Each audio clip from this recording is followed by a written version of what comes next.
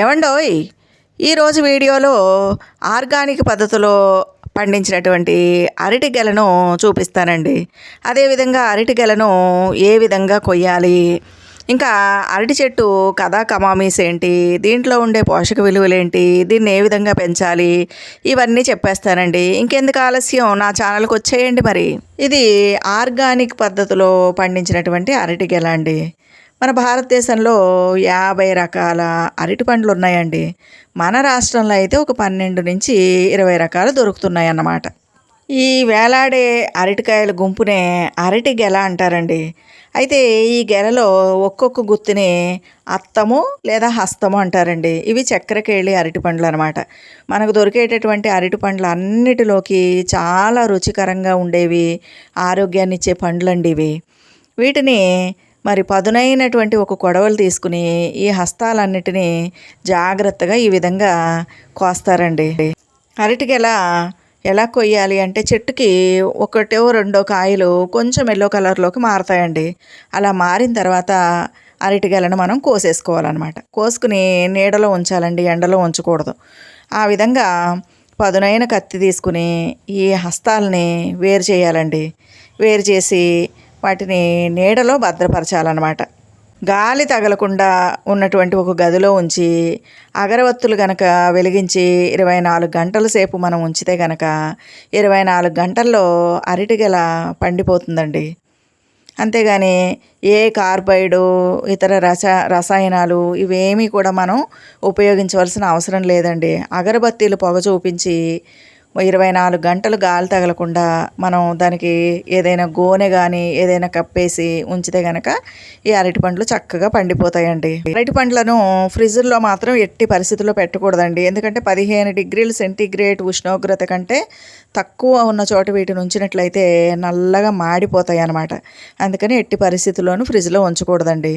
ఇకపోతే ఈ అరటి చెట్టుని ఎలా పెంచాలి అంటే, అరటి గెల కొయ్యగానే ఆ చెట్టుని నరికేస్తారండి. దాన్ని చూడకూడదు అన్నమాట. మనం ఏ శుభకార్యం చేసుకున్న అరటిని తప్పనిసరిగా, అరటి పండ్లని, అరిటాకుల్ని తప్పకుండా ఉపయోగిస్తామండి. దీనికి సంబంధించిన ఒక కథ ఉంది. దూర్వాస మహర్షి ఒక సాయంత్రం వేళ సంధ్యా సమయంలో ఆదమరిచి నిద్రపోతూ ఉంటే ఆయన భార్య కదలి వచ్చి ఆయన నిద్ర లేపిందంట. అప్పుడు దూర్వాస మహర్షికి విపరీతమైన కోపం కాబట్టి ఆయన ఆమెను కోపంతో చూసి భస్మం చేసేసాడంటండి. ఆ తర్వాత దూర్వాస మహర్షి మామగారు వచ్చి నా కూతురు ఏదైనా అడిగితే, మరి నా కోపాగ్నికి ఆవిడ భస్మం అయిపోయింది మరి అని చెప్పి ఆవిడకి నేను ఒక వరం ఇస్తాను అని చెప్పి ఆ బూడిదనంతటిని పోగు చేసి కదలి మొక్కగా ఆమెను తయారు చేశాడంటండి. అంటే ఆమెకి ఏమి వరం ఇచ్చాడంటే, నువ్వు ఈ రోజు నుంచి భూమి మీద కదలి మొక్కగా ప్రసిద్ధి చెందుతావు, ప్రతి శుభకార్యంలోనూ నిన్ను ఉపయోగిస్తారు, ఆ విధంగా నీకు అసలు చావు అన్నది లేదు, ఎప్పటికీ నువ్వు బతికే ఉంటావు అని చెప్పి ఆమెకి వరం ఇచ్చాడంటండి. ఆ విధంగా ఈ అరటి చెట్లు మనకి భూమి మీదకి రావడం జరిగిందనమాట. ఈ అరిటాకు ఆరోగ్యానికి చాలా మంచిదండి.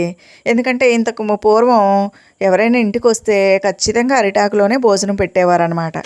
అరిటాకుల్లో భోజనం ఎంత గొప్పది అంటే, ఎవరైనా విషం కలిపితే ఆకు వెంటనే నల్లగా మారిపోతుందంటండి. ఇంకా అరిటాకులో నిత్యం భోజనం చేయడం వల్ల జుట్టు చాలా నల్లగా ఉంటుంది, ఆరోగ్యానికి మంచిది, జీర్ణశక్తి చక్కగా వృద్ధి అవుతుందన్నమాట. అందుకనే శుభకార్యాల్లో ఈ అరిటాకుల్లో భోజనాలు పెడుతూ ఉంటారు. ఎందుకంటే అదృష్టానికి సంకేతం అండి అరటి మొక్క అంటే. ఇంకా ఏదైనా శుభకార్యానికి మనం భోజనం అరిటాకులో చేసినట్లయితే ఆ అరిటాకుని శుభకార్యాల్లో మన వైపు మడవాలండి. ఆకుని అవతల వైపుకు మడిస్తే గనక వాళ్ళ అనుబంధం చెడిపోతుంది అని చెప్తూ ఉంటారనమాట. ఇంకా అరటి పండ్లలో అనేక పోషక విలువలు ఉన్నాయండి. మరి దీంట్లో potassium, calcium, vitamin B3, vitamin C, కార్బోహైడ్రేట్లు, ఫైబరు ఇవన్నీ ఉన్నాయి కాబట్టి ఇది ఔషధంగా ఉపయోగపడుతుందన్నమాట. మొక్కలో మనకి ఉపయోగపడదంటూ ఏది ఉండదండి, అన్నీ ఉపయోగపడతాయి. అరటి మొక్కకి చావు ఉండదండి. దీని చుట్టూ పిలకలు వస్తాయి అన్నమాట. కాబట్టి ఆ పిలకల్ని మనం చక్కగా నాటుకుంటే మనం పుష్కలంగా ఎరువు ఇచ్చుకున్నట్లయితే చాలా చక్కగా ఇవి పెరుగుతాయండి. అరటి మొక్క నాటిన తర్వాత 3-4 నెలల తర్వాత దాని చుట్టూ చాలా పిలకలు అంటే చిన్న చిన్న మొక్కలు వస్తాయండి. కానీ వాటిని ఒక 2 మొక్కలు ఉంచి మిగిలినవన్నీ తీసేసి వేరే చోటన్నా వేసుకోవాలి లేదా పారేయాలండి. అప్పుడే ఈ తల్లి మొక్క చాలా బలంగా తయారవుతుంది. దీనికి సంబంధించిన గెల కూడా బలంగా తయారవుతుందన్నమాట. అరటి మొక్క నాటిన తర్వాత 8-10 నెలల్లో ఏపుగా పెరిగి చక్కగా గెల తయారవుతుందండి. ఆ గెల 2-4 నెలల్లో పడుతుందన్నమాట. అంటే మంచి బలమైనటువంటి ఎరువులు కనుక మనం ఇచ్చినట్లయితే మరి 2-4 నెలల్లో చక్కగా తయారైపోతుందండి. ఈ మొక్కకి ఎల్లప్పుడూ నీటి అవసరం చాలా ఉంటుందండి. కాబట్టి పుష్కలంగా నీళ్లు పోయాలి. మొదట్లో ఎప్పుడు తడిగా ఉండేలాగా చూసుకోవాలన్నమాట. అరటిపండు చాలా బలవర్ధకమైన ఆహారం అండి. అందుకే దీన్ని పేదవాడి యాపిల్ పండు అని పిలుస్తారనమాట. ఎందుకంటే దీంట్లో చాలా పోషక విలువలు ఉంటాయండి. ఏదైనా పండుగ వచ్చిందంటే చాలు, మరి ఏదైనా పూజ చేసుకోవాలన్నా, వాయనాలు ఇవ్వాలన్నా, భోజనంలోకి, కూరల్లోకి, ఇంకా అరటికాయ బజ్జీలు ఇలా ఎన్నో రకాలు మనం తయారు చేసుకోవచ్చండి. దీంట్లో కూర అరటి, తినే అరటి అని 2 రకాలు ఉంటాయి అన్నమాట. మరి అరటి పండులో 74% నీరు ఉంటుందంటండి.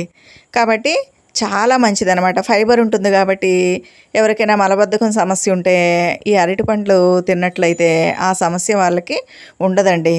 ఇంకా పిల్లలకి, పెద్దలకి అందరికీ కూడా సులభంగా జీర్ణమైపోతుందన్నమాట. ఇంకా ఈ మొక్కని పెంచడం చాలా సులభం అండి. మనం కనుక ఒక్కసారి కనుక ఈ మొక్కను వేసుకున్నామంటే జీవితాంతం ఆ మొక్క అలానే ఉంటుందండి. చుట్టూ అనేక రకాల పిలకలు వస్తాయి. మరి ఎంతో ఆరోగ్యాన్ని ఇచ్చేటటువంటి ఆహారం కాబట్టి ఇంకా అదృష్టం అండి. ఈ అరటి మొక్క శ్రీ మహావిష్ణువుకి గుర్తు అనమాట. కాబట్టి ఈ అరటి మొక్క ఎక్కడుంటే అక్కడ ఎంతో అదృష్టం, శుభం, శ్రేయస్సు లభిస్తాయని అందరూ చెప్తూ ఉంటారండి. అందుకని కొన్ని ప్రాంతాల్లో అరటి చెట్టుని చూడకూడదని, అరటి మొక్క వేసుకోకూడదని, అరటి పండ్లు ఉపయోగించుకోకూడదని అంటారండి. అవన్నీ తెలియక అనుకునేటటువంటి మాటలు అనమాట. కాబట్టి నిరభ్యంతరంగా ప్రతి ఒక్కరు కూడా అరటి మొక్కల్ని మనం ఇళ్లలో పండించుకోవచ్చు. ఆర్గానిక్ పద్ధతిలో పండించుకుంటే ప్రతిరోజు పిల్లలు, పెద్దలు అందరూ కూడా మంచి రుచికరమైన, పౌష్టికమైనటువంటి ఈ అరటి పండ్లని చక్కగా తినచ్చండి. మరి పిల్లలకు కూడా పెడితే చాలా బలంగా తయారవుతారనమాట. ఎవరైనా పిల్లలు బక్కగా ఉన్నారనుకోండి, వాళ్ళకి రోజు 2 అరటి పండ్లు తినిపిస్తే చక్కగా లావవుతారండి పిల్లలు. చాలా తొందరగా జీర్ణమైపోతుంది. చిన్న పిల్లలకు కూడా అరటి పండ్లు తినిపించవచ్చు అనమాట. అన్ని రకాల అరటి పండ్ల కంటే ఈ చక్కెరకేళి అరటి పండ్లు చాలా తియ్యగా ఉంటాయండి. ఇంకా శరీరానికి చాలా చలువ చేస్తాయి అన్నమాట. అనేక రకాలైనటువంటి వ్యాధుల్ని అరికట్టేటటువంటి శక్తి అరటి పండ్లలో ఉంటుందన్నమాట. ఇంకా రక్తహీనతను కూడా తగ్గిస్తుందండి ఈ అరటి పండ్లు. కాబట్టి ప్రతి ఒక్కరూ కూడా అరటి పండ్లు వేసుకోండి. ఈ విధంగా తోటల దగ్గరికి వస్తారండి. వచ్చి ఈ అరటి గెలలు కొనుక్కొని అక్కడే ఈ హస్తాలు కట్ చేసుకుని ఇతను అమ్ముతున్నాడు చూడండి, ఈ విధంగా పెట్టేసి 5 నిమిషాల్లో అమ్మేస్తారండి. ఈ విధంగా తోటల దగ్గర ఆర్గానిక్ పద్ధతిలో పండినటువంటి అరటి పండ్లకి చాలా డిమాండ్ ఉంటుందన్నమాట. మరి రైతుల దగ్గరికి నేరుగా వెళ్ళినట్లయితే వాళ్ళ దగ్గర చాలా తక్కువ ధరకే ఈ అరటి పండ్లన్నీ లభిస్తాయండి. ఎవరిళ్లలో అరటి చెట్టున్నా చక్కగా ఒక పిలక అడిగి తెచ్చుకుని మీ ఇంట్లో నాటుకుంటే అరటి పండ్లు కొనుక్కోవాల్సిన అవసరం ఉండదండి. ఏమైనా శుభకార్యాలు వస్తే మీరు ఉపయోగించుకోవచ్చు. ఇంకా ఎవరైనా ఇంటికి వస్తే 2 పండ్లు వాయనంగా ఇవ్వచ్చు. ఇంకా అరిటాకుల్లో భోజనం చేస్తే ఆరోగ్యానికి చాలా మంచిది. అరటి పువ్వు, అరటి తోట వీటన్నిటినీ కూరగా వండుకోవచ్చండి.